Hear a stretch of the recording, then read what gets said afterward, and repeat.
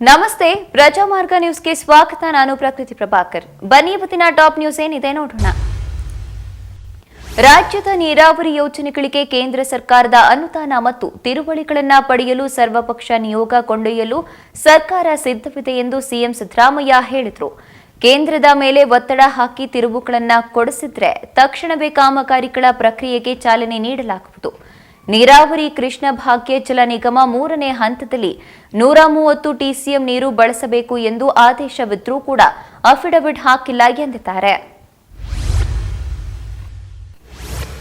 ತುಷ್ಟೀಕರಣದ ಉತ್ತುಂಗಕ್ಕೆ ತಲುಪಿರುವ ಸಿದ್ದರಾಮಯ್ಯ ಸಾಹೇಬರು ನಾಳೆ ಯತೀಂದ್ರ ಅವರಿಗೆ ಟಿಪ್ಪು ಎಂದು ನಾಮಕರಣ ಮಾಡಿದ್ರೂ ಅಚ್ಚರಿಯಿಲ್ಲ ಎಂದು ಬಿಜೆಪಿ ಹೇಳಿದೆ. ಕಾಂಗ್ರೆಸ್ ಕೆಲ ಶಾಸಕರು ಟಿಪ್ಪು ಜಪ ಮಾಡುತ್ತಿರುವ ಹಿನ್ನೆಲೆಯಲ್ಲಿ ಎಕ್ಸ್ನಲ್ಲಿ ಪ್ರತಿಕ್ರಿಯಿಸಿ ಸರ್ಕಾರಕ್ಕೆ ಬಿಜೆಪಿ ಟಾಂಗ್ ನೀಡಿದೆ. ಲೋಕಸಭಾ ಚುನಾವಣೆಗಾಗಿ ಅಲ್ಪಸಂಖ್ಯಾತರ ಓಲೈಕೆಗೆ 10,000 ಕೋಟಿ ರೂಪಾಯಿ ಕೊಡುತ್ತಿರುವ ಸಿದ್ದರಾಮಯ್ಯನವರು ಇನ್ನೂ ಮೆಚ್ಚಿಸಲು ಮಾಡಬಹುದಾದ ಗನಂದಾರಿ ಕೆಲಸಗಳು ಹೀಗಿವೆ.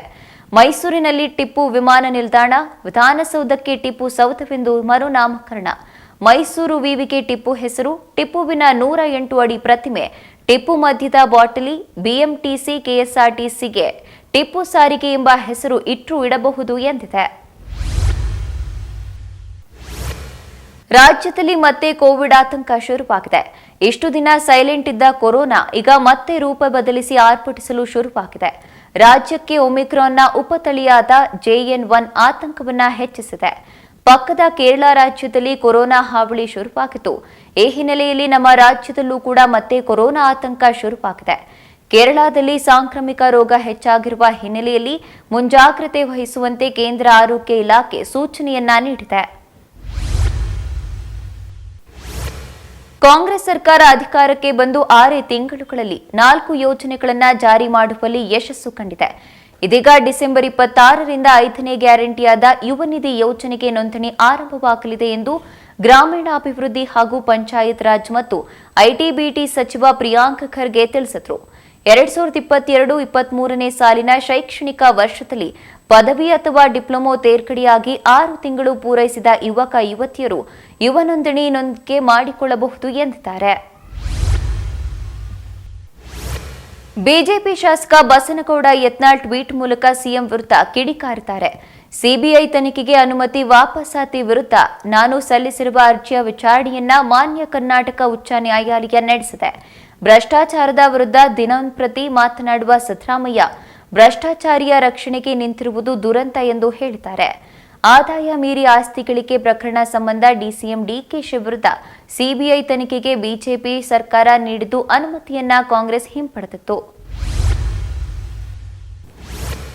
ಬೆಳಗಾವಿ ಜಿಲ್ಲೆಯ ವಂಟಮೂರಿ ಗ್ರಾಮದಲ್ಲಿ ಮಹಿಳೆಯನ್ನ ವಿವಸ್ತ್ರಗೊಳಿಸಿ ಹಲ್ಲೆ ನಡೆಸಿದ ಪ್ರಕರಣ ಸಂಬಂಧ ನಗರದಲ್ಲಿ ಪ್ರತಿಭಟನೆ ಮಾಡಲಾಗಿದೆ. ಈ ವೇಳೆ ಮಾತನಾಡಿದ ಮಾಜಿ ಸಚಿವ ಬಿಸಿ ಪಾಟೀಲ್, ಮಹಿಳೆ ಬೆತ್ತಲೆ ಆಗಿಲ್ಲ, ಇಡೀ ಕಾಂಗ್ರೆಸ್ ಸರ್ಕಾರವೇ ಬೆತ್ತಲೆ ಆಗಿದೆ. ಕಾನೂನು ಸುವ್ಯವಸ್ಥೆ ಎಲ್ಲಿದೆ? ಪೊಲೀಸ್ ಇಲಾಖೆ ಏನು ಕೆಲಸ ಮಾಡ್ತಿದೆ ಎಂದು ವಿಚಾರವನ್ನ ಮಾಡಬೇಕಾಗಿದೆ.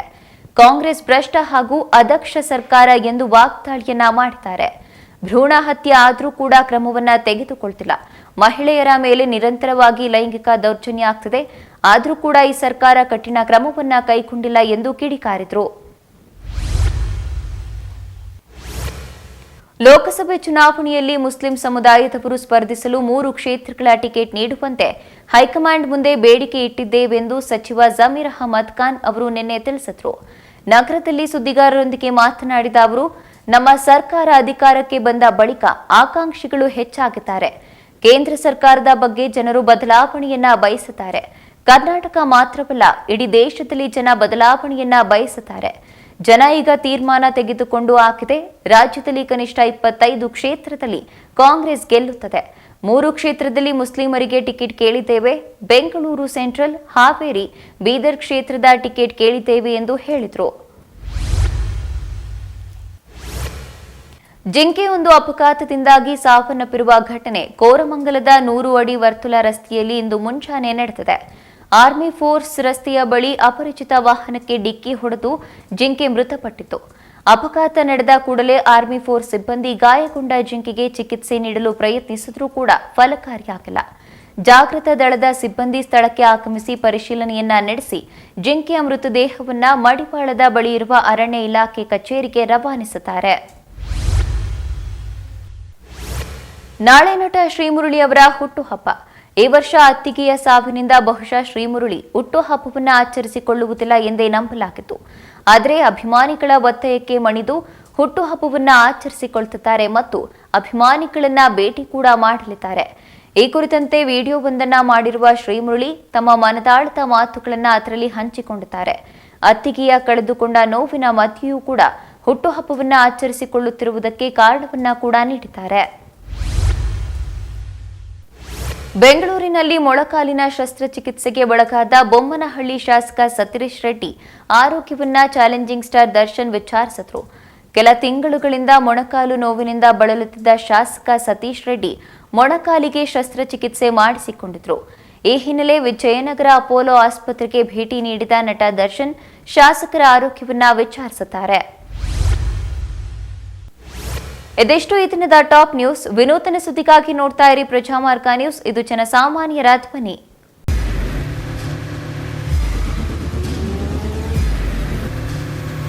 ಪ್ರಜಾಮಾರ್ಗ ನ್ಯೂಸ್, ಇದು ಜನಸಾಮಾನ್ಯರ ಧ್ವನಿ. ನಮಸ್ಕಾರ. ನೀವು ನೋಡ್ತಾ ಇದ್ದೀರಾ ಪ್ರಜಾಮಾರ್ಗ ನ್ಯೂಸ್. ರಾಷ್ಟ್ರದ ರಾಜ್ಯದ ರಾಜಕೀಯದ ಬಗ್ಗೆ ಹೆಚ್ಚಿನ ಸಿನಿಮಾ ಅಪ್ಡೇಟ್ಗಳಿಗಾಗಿ ಫಸ್ಟ್ ಲೈಕ್ ಮಾಡಿ, ಸಬ್ಸ್ಕ್ರೈಬ್ ಆಗಿ, ಹಾಗೆ ಫಾಲೋ ಕೂಡ ಮಾಡಬೇಕು.